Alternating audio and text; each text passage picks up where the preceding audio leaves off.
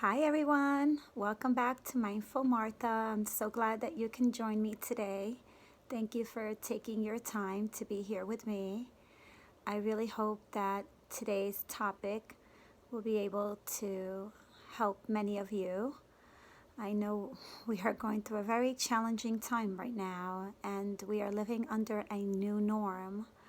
And so, one of the biggest things that many of us, if not many, practically all of us, are dealing with grief on different levels.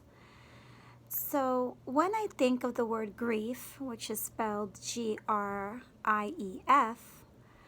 I think of the acronym GRIEF. I think of going right into everlasting forgiveness. You're probably saying, okay, I've never heard of that acronym before. It's because I created it.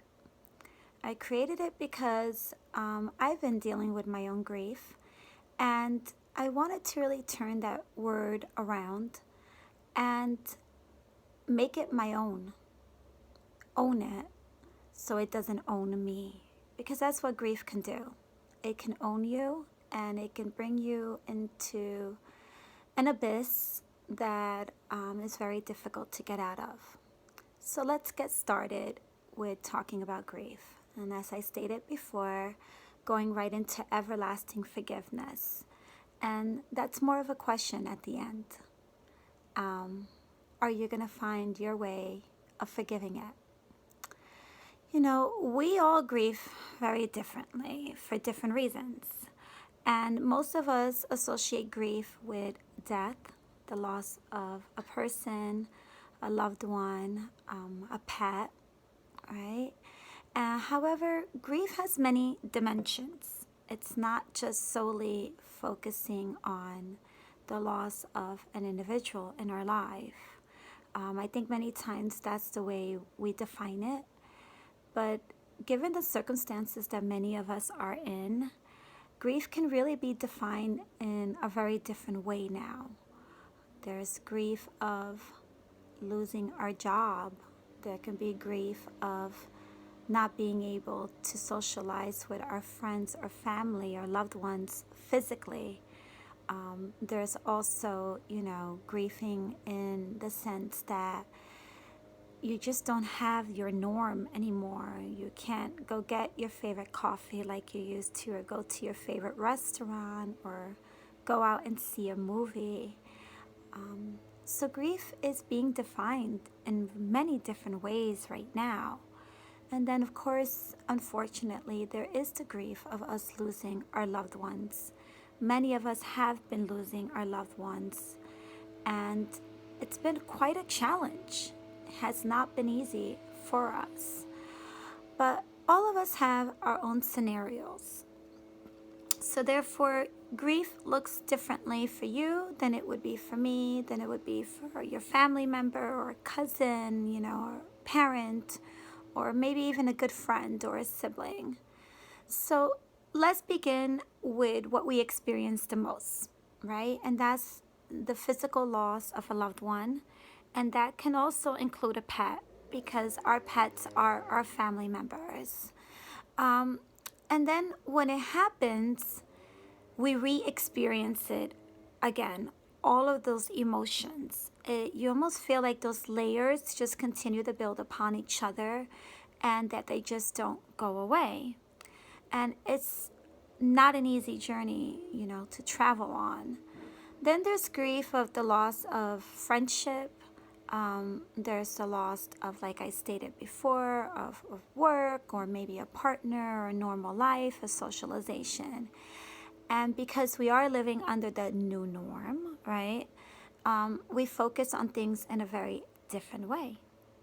And so our energy is pulled in different ways, and sometimes we're giving a little bit more energy into scenarios that shouldn't have it or need it, because then it's taking away that energy that we need for ourselves to heal and to rebuild.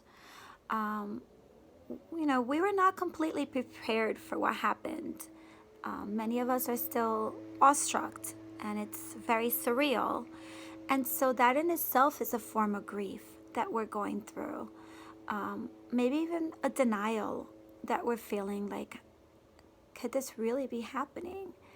And it's impacting some individuals more than others, especially considering where you're living, right? So that's another layer of it. But this is a time that we are being tested. And at the end of the day, we have to get through this adversity. We need to be true to ourselves, and we need to remember that as much as these things may start to interfere with our everyday thoughts and lives, we need to go back to centering ourselves. We need to go back to grounding ourselves and finding that inner and outer peace. And, we will get through it. All of us will, but everyone will at their own pace. And that doesn't make it right or wrong. Your pace is going to be different than my pace. And just like my circumstance will be different than yours. And so that awareness and that acknowledgement takes you to that next step of acceptance. And that's a big piece in grief, of being able to find that acceptance, no matter what kind of grief it is. But of course, once again, it can be very challenging. So, how are you going right into everlasting forgiveness is the big question. And I always start my day with gratitude. It's really important for us to appreciate what we have and who we have around us. And sometimes that also comes along with forgiveness.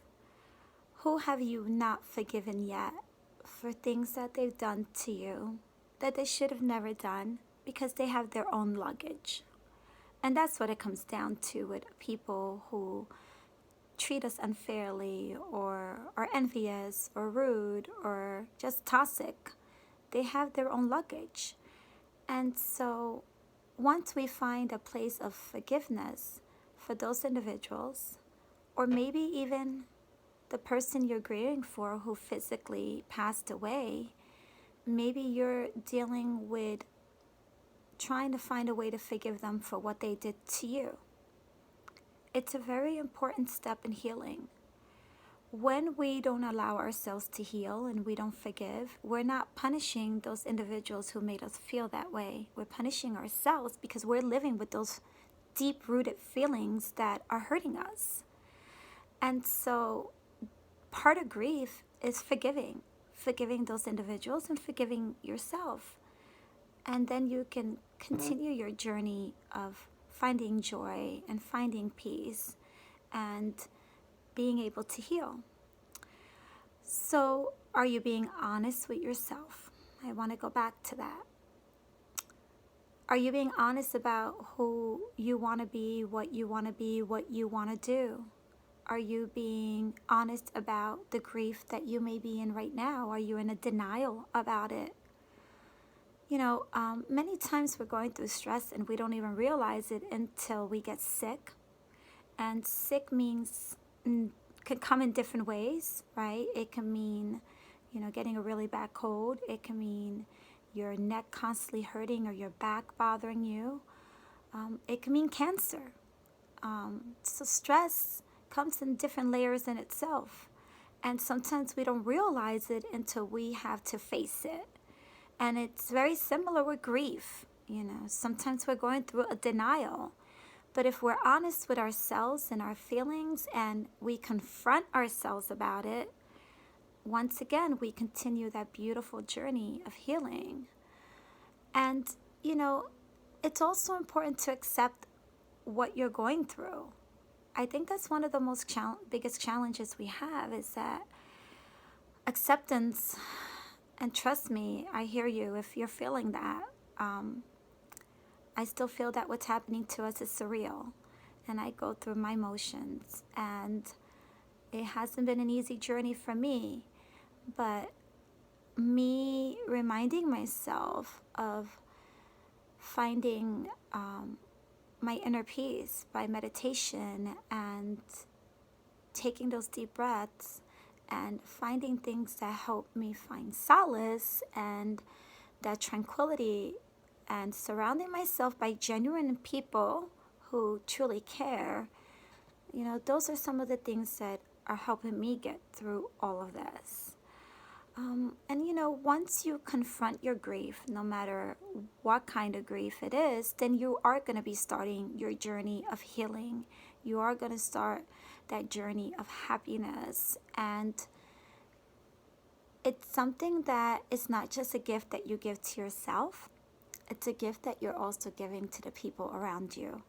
Because when you're happier and you're more calm and you're more at peace and you're healing, then the people around you almost feel like, okay, now I have permission to feel those things too. And it's a beautiful gift you give to yourself and those around you. And the reality is, we cannot change everything. We cannot control everything. We have to let go. And I think that's one of the biggest things we've learned from all of this is self-discipline of the mind, of the body, and being considerate and kind, not just for ourselves, but others, right? That's what social distancing is about. Even though, unfortunately, not everyone is doing it, thankfully, most of us are doing it. We are being considerate and kind enough to do that, not just for humans, humanity, but we're doing it for our beautiful Mother Earth. We're doing it for the animals that live on this earth as well. It's a time that we are pausing, and it's an opportunity of healing for all of us. And so we have to take advantage of that and embrace it and give ourselves that chance. When was the last time you had this kind of time? I mean, granted, many of us are still working, but it's a different work. And we are able to be home with families. And I know, I know it's not always a peachy day because you may have little ones, or it's hard to create boundaries with family when you're in one space. But that goes back to self-care, like I talked about in my last video, and making sure you take good care of yourself and give yourself that moment or that time to allow yourself to be healthy and take good care of you and give yourself what you need. But that's more in the other videos, so I'm not going to get into that video. I want to continue focusing on grief. And so, yes, your grief is not easy and it takes time, but the sooner you start your journey of acceptance and healing, then the sooner you're going to live a life of freedom and happiness and be able to do more that you want for yourself. So I want you to take away with you today that the gift of life is precious and that everyone has their own story, just like everyone has their own journey. And it's really up to us as to how we decide to have that journey, how to embrace it, and how to be able to accept what is happening. And so with your grief, are you going right into everlasting forgiveness? Are you? Are you forgiving yourself? Are you forgiving those around you? Are you forgiving those you've lost? Whether you lost them physically or emotionally or spiritually or mentally. These are questions that are important that you need to be honest with yourself about. Living in the truth, being kind to yourself and others, it's truly the key to having a happy life. I thank you for your time today. I truly hope that our talk today, our topic, was helpful for you. And remember, if grief gets to a point where you do feel very depressed or extremely sad, very, very angry, which are part of the emotions we go through, that is natural. But if you reach a point where you yourself feel that you don't even want to be here, or you feel like you're at risk of hurting yourself, I beg you to please reach out for help. It's important for you to take care of yourself because you are a valuable soul. And if you know of anyone who's feeling that way, it is part of your journey and your responsibility to help that person. We are all in this together. We say that a lot, but we have to mean it. And right now, people are going through a lot of things, and we need to count our blessings for what we have.